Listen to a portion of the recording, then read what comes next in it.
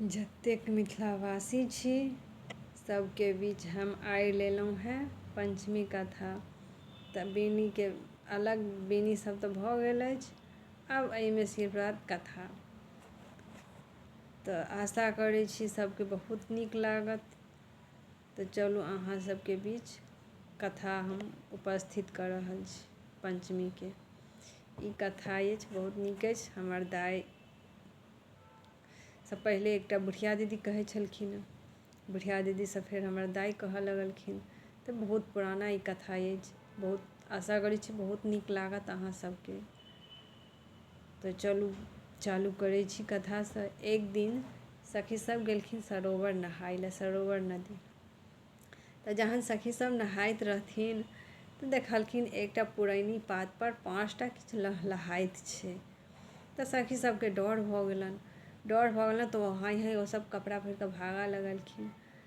तऽ ओ जे रहथिन पुरैनी पात पर 5टा बहिन बिषहारा रहथिन, ओ एलखिन हुनका सबके आगाँमे रास्ता छेक लेलखिन।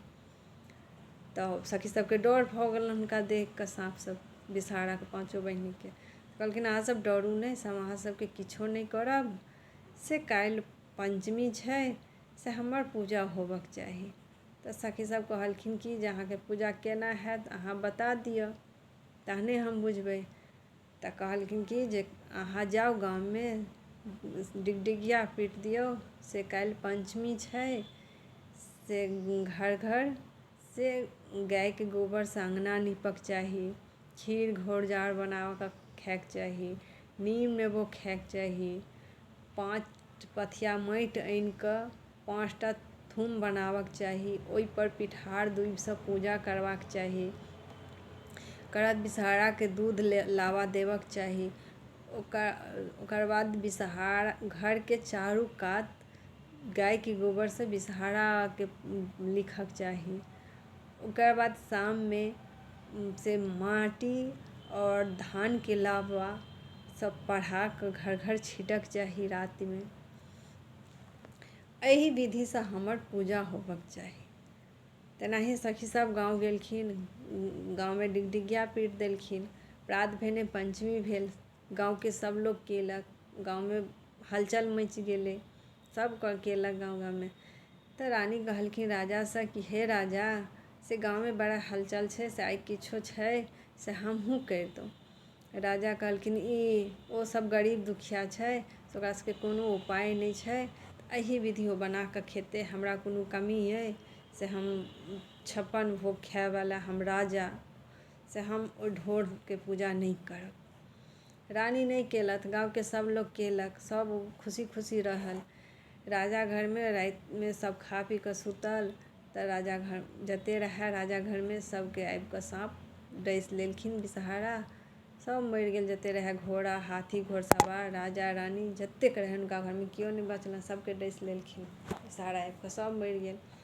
प्रात भेल, सब लोग सब जगलथि, देखलखिन जे राजा घरमे केओ नहि जगलैए। प्रात बीत गेल अधपहर, देखलखिन एखनो तक नहि राजा घरमे केओ उठलैए। जहन खोलि कऽ जाइ छथिन तऽ राजा घरमे सब मरल पड़ल रहैए।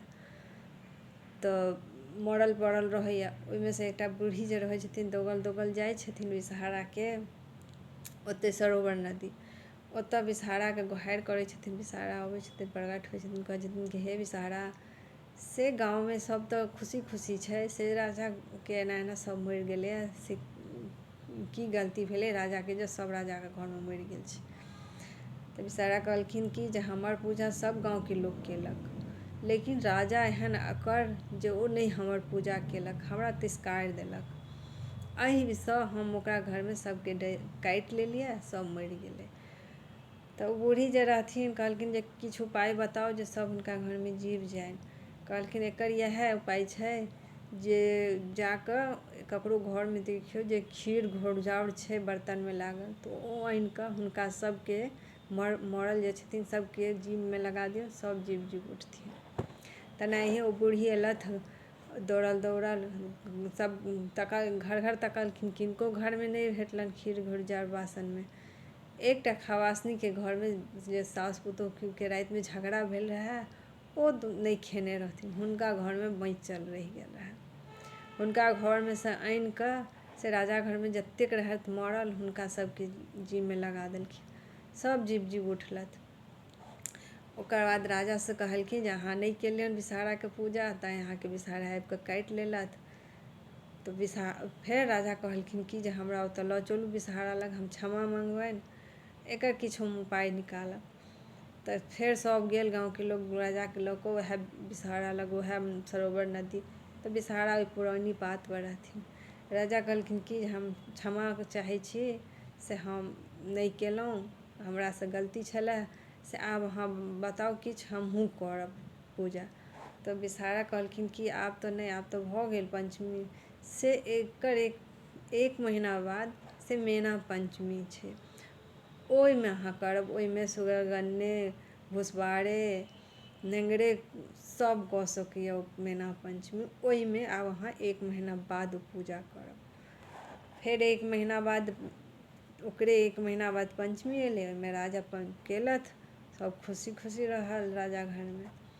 एहिसँ पञ्चमी कथा भऽ गेल। नहि आओर अछि ओहेमे, पञ्चमी कथा तऽ भऽ गेल राजाके। आब समुद्र मन्थन हैत, ओहे दिन समुद्रो मन्थन भऽ जाइए।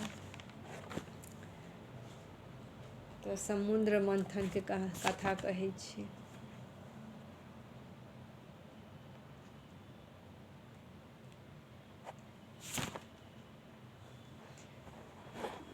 भऽ गेल। आब पञ्चमी कथा भऽ गेल। आब दोसर दिन फेर लऽ कऽ उपस्थित हैब। दोसर दिनके कथा समुद्र मन्थनके कथा हैत। तऽ एहि सबसँ अहाँ सबसँ विदा चाहै छी। आशा करै छी जरूर नीक लागत।